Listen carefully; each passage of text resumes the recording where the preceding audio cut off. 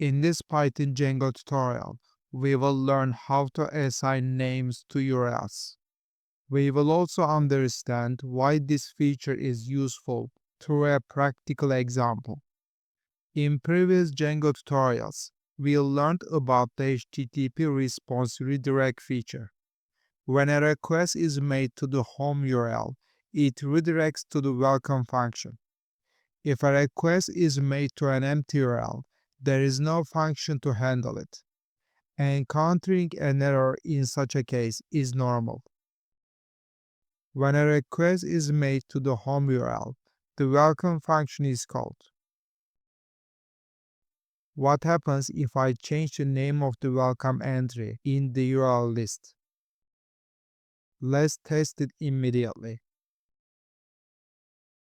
The web server returns an error.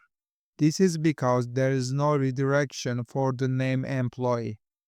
If we update the home function, the program will start working without errors.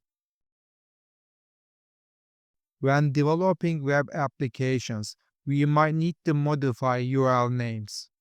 After such changes, some parts of the code need to be updated, as seen in this example. Luckily, we solved this issue with just one modification. However, handling this scenario in a large application can become quite challenging. To solve this problem, we assign a name to the URL. For example, let's set a name for the welcome URL.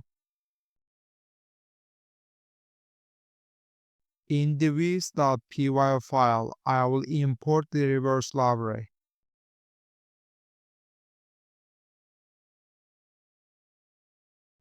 In the home function, I will create a variable for the URL name welcome.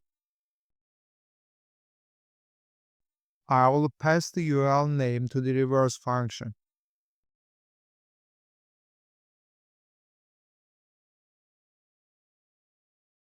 Now, instead of hard-coded welcome, I will paste the variable to the redirect function.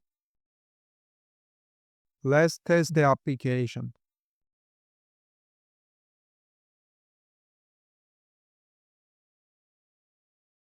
The redirection was successful. Now, let's change the URL. I don't need to make any changes in the views.py file. This is because the URL is fetched using the reverse function. The application worked perfectly. Let's create a different example. We will learn another feature of the reverse function. URLs can have dynamic paths. As we learned in the previous lesson, let's define a dynamic path of the type string for the welcome URL. The name of the dynamic path needs to be passed to the welcome function. I will update the response message accordingly.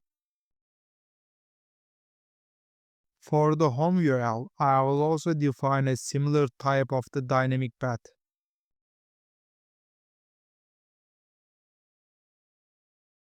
I will pass the dynamic variable to the reverse function.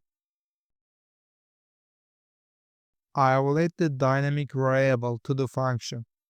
This means the dynamic variable in the welcome URL will be assigned the value your name.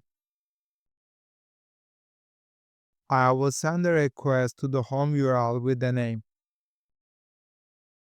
The message will be displayed based on the name I sent. We can try one more example. I recommend watching other Django tutorials.